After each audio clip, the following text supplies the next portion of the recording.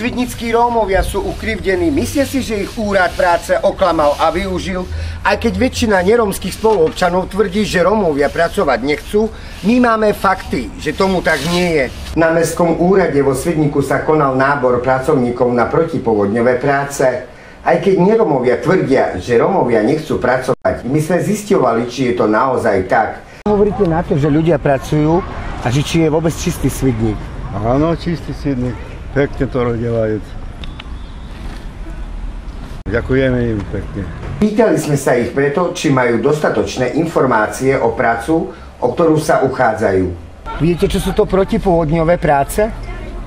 Protipovodňové práce? Nie. Neviem, nepočul som o tom ešte.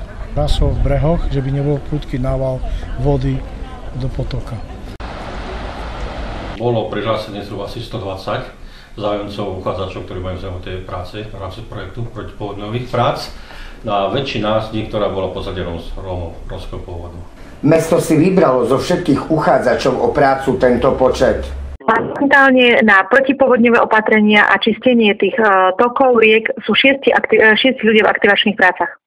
Počas nakrúcania štáb Gypsy Television na pohovore nestretol žiadneho nerómskeho uchádzača. Či sú medzi nimi Rómovia, sme sa nedozvedeli. Nevieme, koľko z tých bolo vybratých Rómov?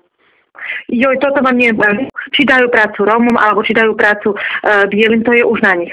Z toho stanoviska hovorkyne mestského úradu vyplýva, že výberové konanie bolo zbytočné, lebo v konečnom dôsledku si zamestnancov vyberú samotní starostovia obcí, v ktorých sa budú realizovať protipovodňové práce. Rómovia označili celú vec za jedno veľké divadlo. Ja si myslím, že to hrajú divadlo, pretože už oni mali dávno vybraných tých ľudí. Vždycky zo cigánov robia debilot. Blázni sa radujú, ale to nemali spraviť tak, jak to spravili. Zo Svidníka pre Gypsy Television Erik Hlerla Katošovie.